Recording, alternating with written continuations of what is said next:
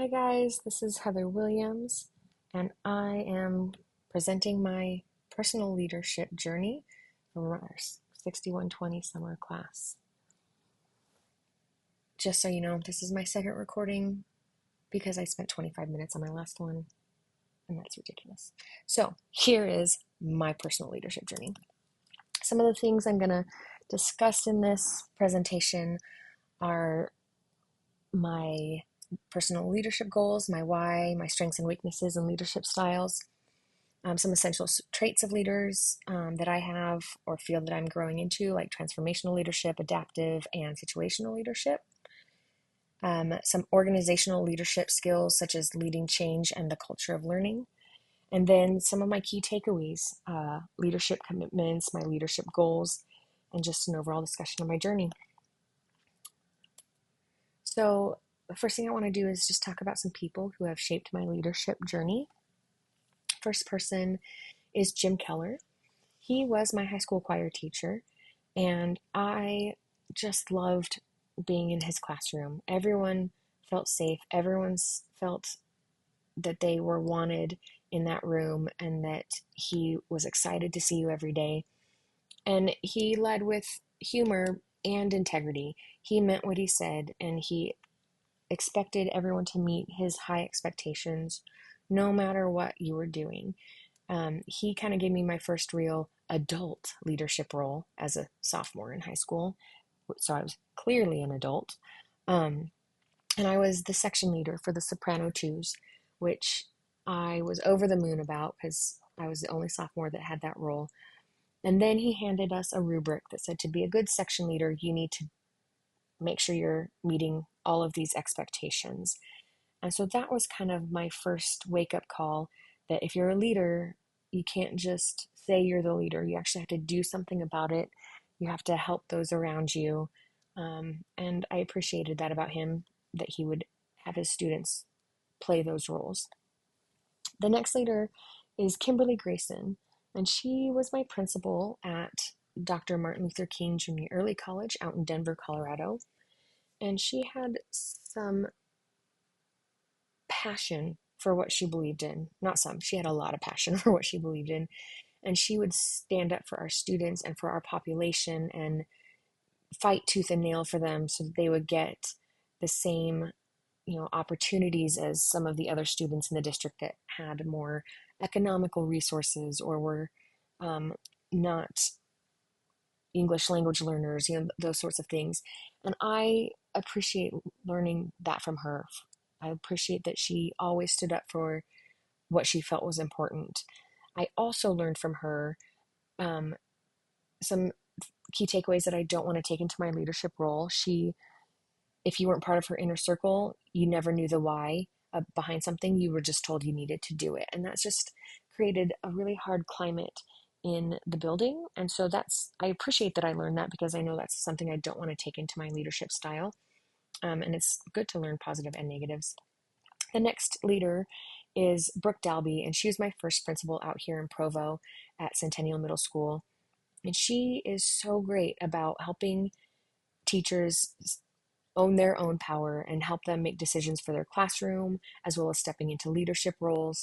She makes great connections with her staff, the students, her community, and she just really makes you know that she thinks of you as a person first before being a staff member or a number on a list. So you always feel important, and she's really good at that. And it created a great climate and culture in our building because we all knew that she knew us and wanted us to be there. And lastly is my current principal, Sean Edwards. He is a very analytical thinker, so smart, but he dots every I and crosses every T, and he is the principal that relies on policy for everything, which can be frustrating if you're not used to that. But it's also so good to watch how that actually positively affects the building to make sure he knows that we all have everything in compliance and everything is done to the expectations of district and state. And so we're all safe in that. But he's also so good about listening for solutions. If you come to him with an issue and saying, we could try this, this, or this, and he's very good at compromise and using his policy knowledge to help shape those changes. So I appreciate that about him as well.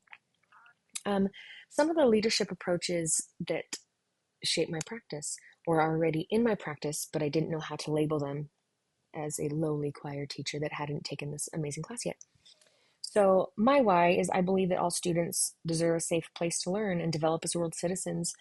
I want them to all feel safe at school. I want to help put policies and programs in place so that all students have an equitable experience. And that why really was developed out in Denver and has shaped the way I teach. I feel some of the transformational leadership skills that I have and I'm trying to grow are being encouraged to grow as a teacher and a leader by many of my own admin. And so that helped me push some of the staff that I work with as a team leader to help grow their capacity as well. Being a performing arts teacher, you have to think outside the box at all times.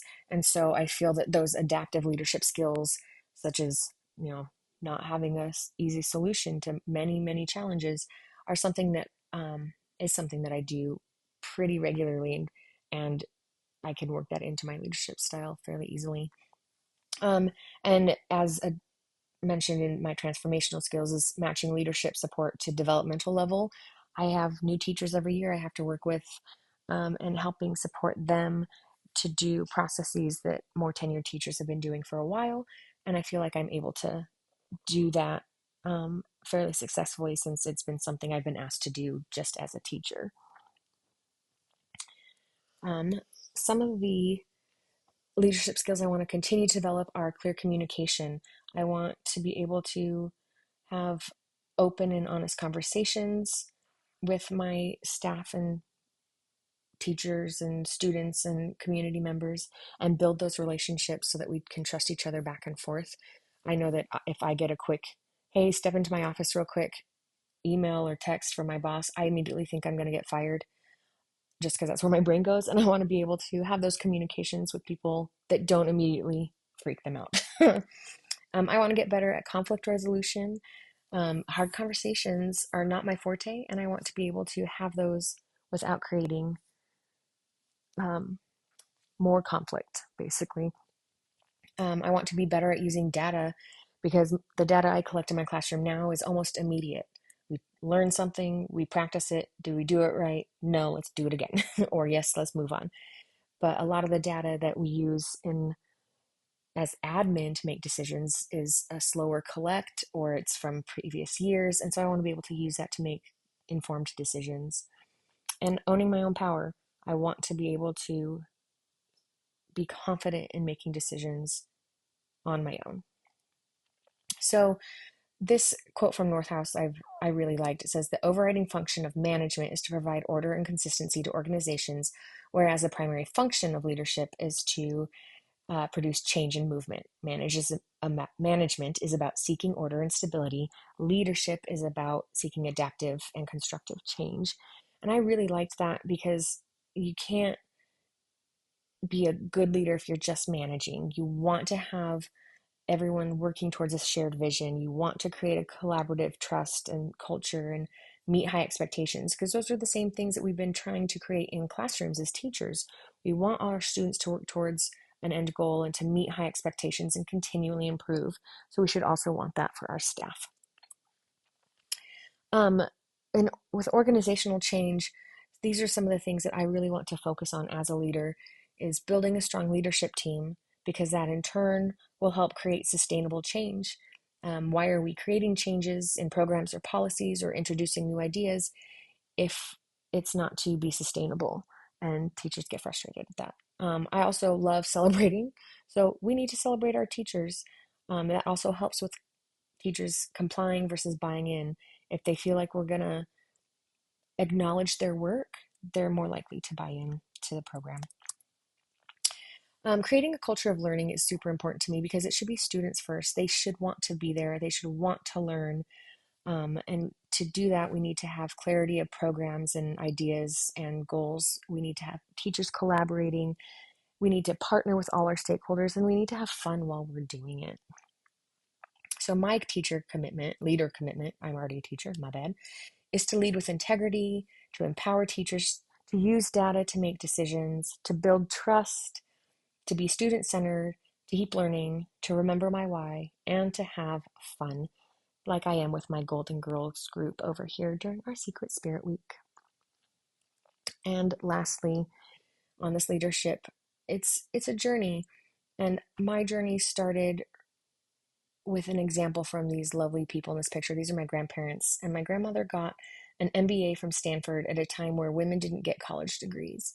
And she got this degree and supported my grandfather in his work, and they volunteered for things, and they were in Rotary Club, and they just did all the things. And they just made it very clear that if there's a role that you can do that will benefit someone else, you should do it. And so that's another reason why I have come into this leadership life. And I've just realized that I have more leadership skills than I gave myself credit for. And that this work is important. And I'm really excited to see where this journey goes. Thank you.